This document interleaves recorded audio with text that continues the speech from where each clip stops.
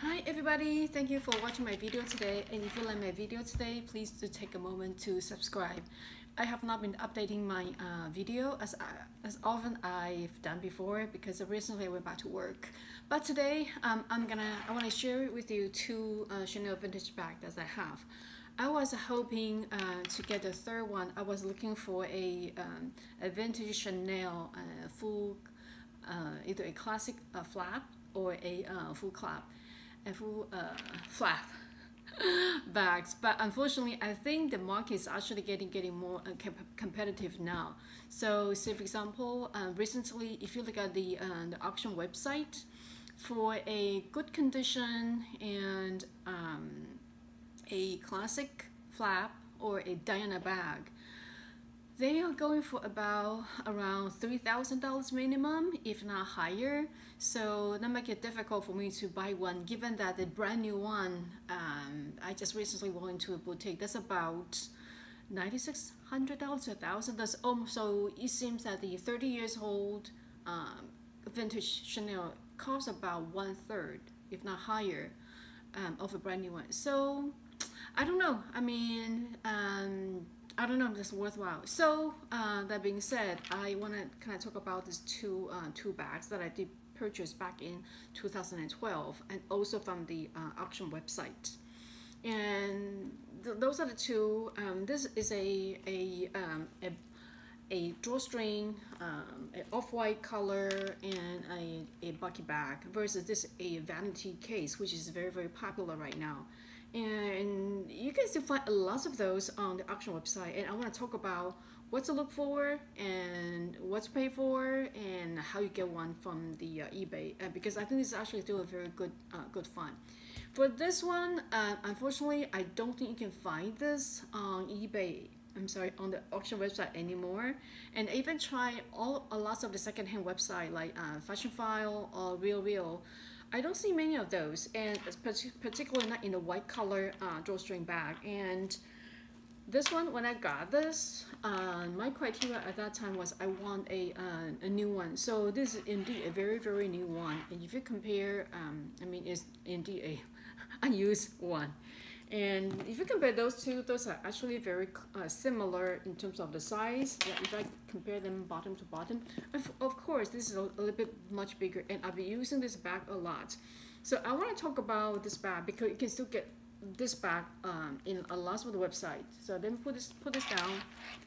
And but if you like, have any question, please feel free to ask. And yeah, this is an unusual one.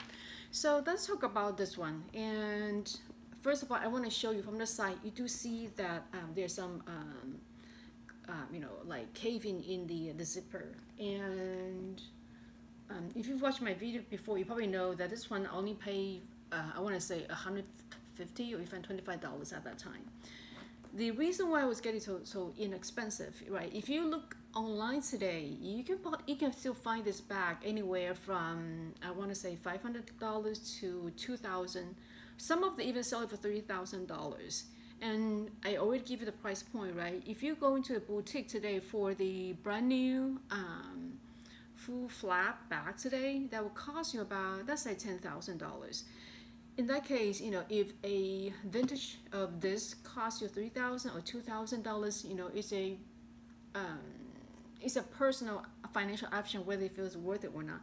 But I want to talk about what are the criteria that I choose, I go with when I purchase this bag. First of all, you will notice that this is missing a zipper pull. And that's why I was able to get this bag so cheap. And I mean, not so cheap, cheaper, because I remember when I was purchasing this bag, I believe at that time the cost ranged anywhere, I would say about $500, $600 versus the $125 or $150 I paid for it. This back in 2012. There are a couple of things that actually I feel that I compromise. I feel I can do without to bring the cost down. First of all, it's missing a zipper pull.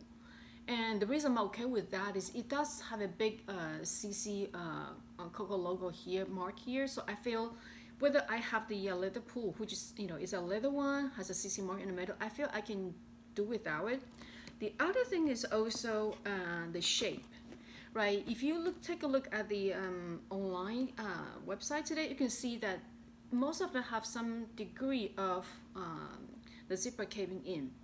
This one's one that I picked. Is actually not too bad because you can see that from this side, but when you turn to the other side, it's actually not as bad or not as obvious. For me, I'm okay with that because when I got this bag, my intention was to use the bag as much as possible. And by getting a bag that actually has a zipper caved in, it tells me that eventually my bag gonna be like that, so I'm fine with it. To me, what's important is actually the overall, the back is in very good condition. If you look at the four corners, I don't see any broken leather or any really like issue that would concern me.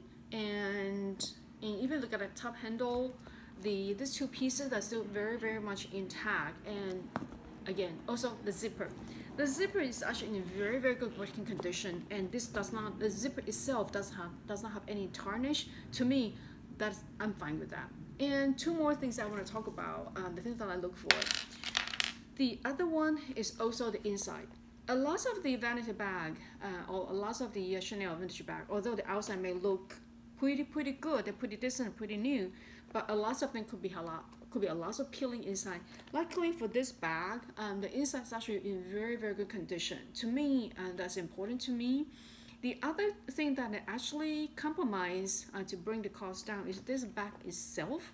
It does not come with the authenticity card. And if you look inside, I'm sorry, you probably cannot see it. It actually does not have the sticker and the authenticity sticker anymore. One can argue that I saw there's a little piece of it left, but to me, I'm okay with that because given that this vanity type of bag, I don't think any seller making the fake Chanel bag would choose the vanity bag versus a other more classic, more popular bag. This way, at the end, by sacrificing, it doesn't have a zipper pull, and the shape a little bit is not like perfect. But again, at the same time, for a 30 years old bag, I don't think I'm looking for perfect. And also, it does not have the authenticity card anymore. I'm okay with those three compromises, and because of that, I was able to get this bag very cheap. So my closing comment would be, for those, if you're interested on getting this bag, either from a lot of secondhand website or to the auction website, and think about what is important to you, and then you can find a bag that fit your profile. And hopefully everybody have fun getting their dream bag, their vintage Chanel bag. Thank you. If you like my video, please hit the moment to subscribe. Thank you. Bye.